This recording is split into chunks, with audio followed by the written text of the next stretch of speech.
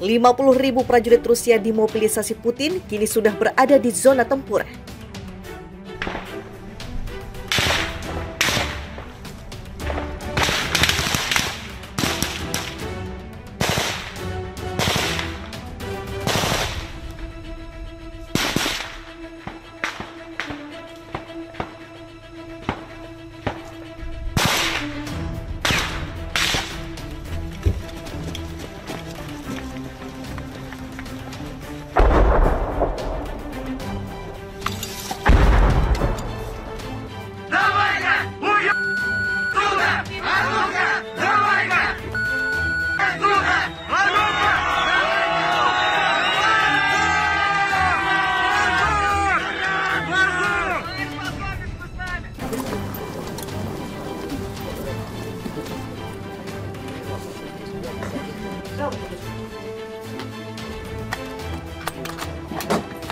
Я с Москвы приехал, потому что родственник, и потому что президент обращение делал ко всем. В военкомат я пришел, сказал, мне объяснил военком, военный комиссар, что вы только туда, как приедете в течение 2-3 дней, единоразовую выплату в размере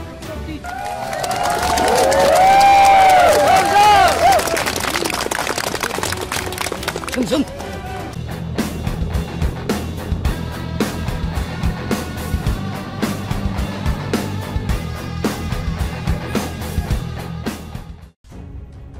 Sekitar 80.000 warga Rusia yang dimobilisasi Presiden Vladimir Putin dilaporkan sudah berada di zona operasi khusus. Sekitar 50.000 orang diantaranya berada di zona pertempuran. Hal itu diungkapkan Putin pada pertemuan dengan Gubernur wilayah Tver di Rusia, Igor Rudenya. Kita sekarang memiliki sekitar 50.000 unit tempur. Sisanya belum ambil bagian dalam pertempuran, tetapi ada hingga 80.000 di zona operasi khusus. Sisanya semua di tempat latihan, kata pemimpin Rusia itu seperti dikutip kantor berita Sputnik, Senin 7 November 2022.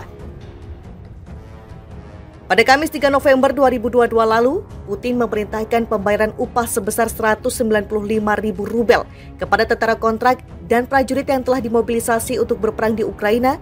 Kabar tersebut diungkapkan oleh Kremlin. 2 pekan lalu Moskow menyatakan mobilisasi parsial sebanyak 300.000 tentara cadangan Rusia ke Ukraina telah berakhir. Akan tetapi pemerintah negeri Beruang Merah mengakui ada masalah dalam kebijakan tersebut. Putin mengumumkan dekret terkait mobilisasi parsial pasukan Rusia pada 21 September lalu.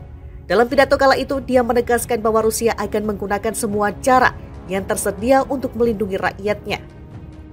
Vladimir Putin teken undang-undang napi kejahatan berat bisa dikirim perang ke Ukraina. Presiden Rusia Vladimir Putin tak mengendurkan serangan di Ukraina, bahkan akan meningkatkannya. Dia menaikkan undang-undang yang membolehkan narapidana, termasuk yang dihukum karena kasus kejahatan berat, dikirim berperang ke Ukraina melalui mobilisasi militer.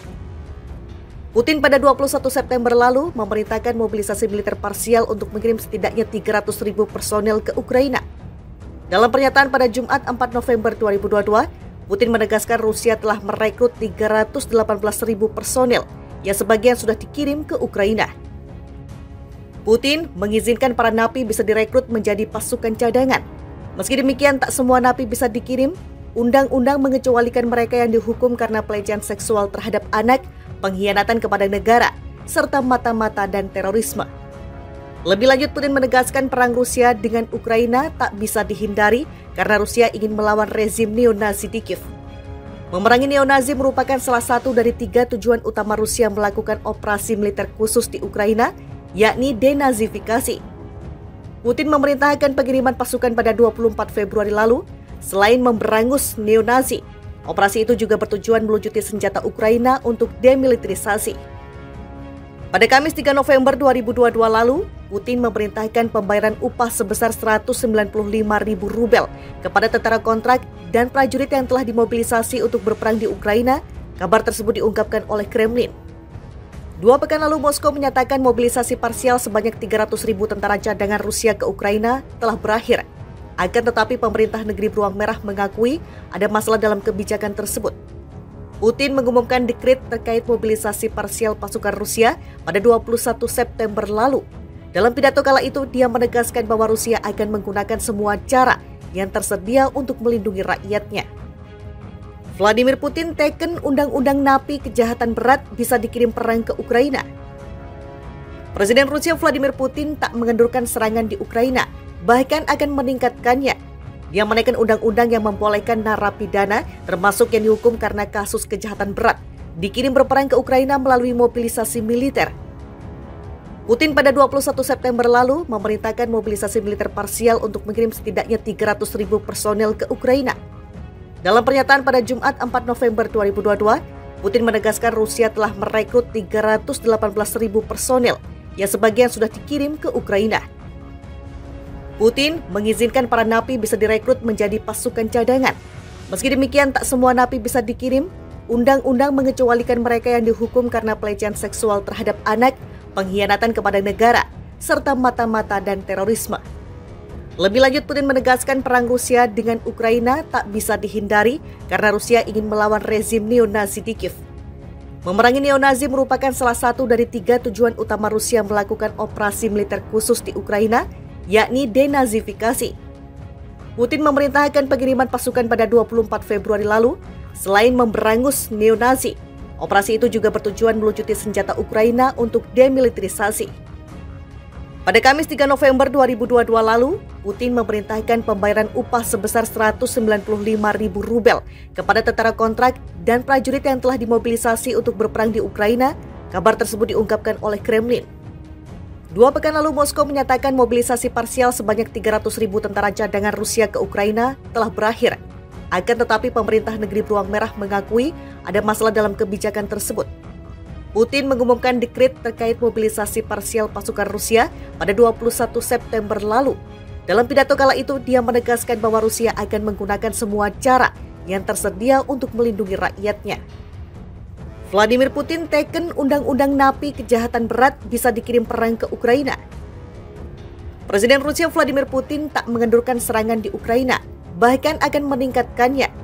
Dia menaikkan undang-undang yang membolehkan narapidana, termasuk yang dihukum karena kasus kejahatan berat, dikirim berperang ke Ukraina melalui mobilisasi militer. Putin pada 21 September lalu memerintahkan mobilisasi militer parsial untuk mengirim setidaknya 300.000 personel ke Ukraina.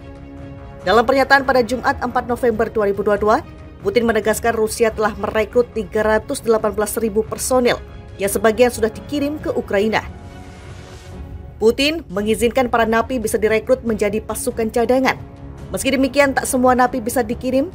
Undang-undang mengecualikan mereka yang dihukum karena pelecehan seksual terhadap anak, pengkhianatan kepada negara, serta mata-mata dan terorisme. Lebih lanjut, Putin menegaskan perang Rusia dengan Ukraina tak bisa dihindari karena Rusia ingin melawan rezim neo-Nazi di Kiev. Memerangi neo-Nazi merupakan salah satu dari 3 tujuan utama Rusia melakukan operasi militer khusus di Ukraina, yakni denazifikasi.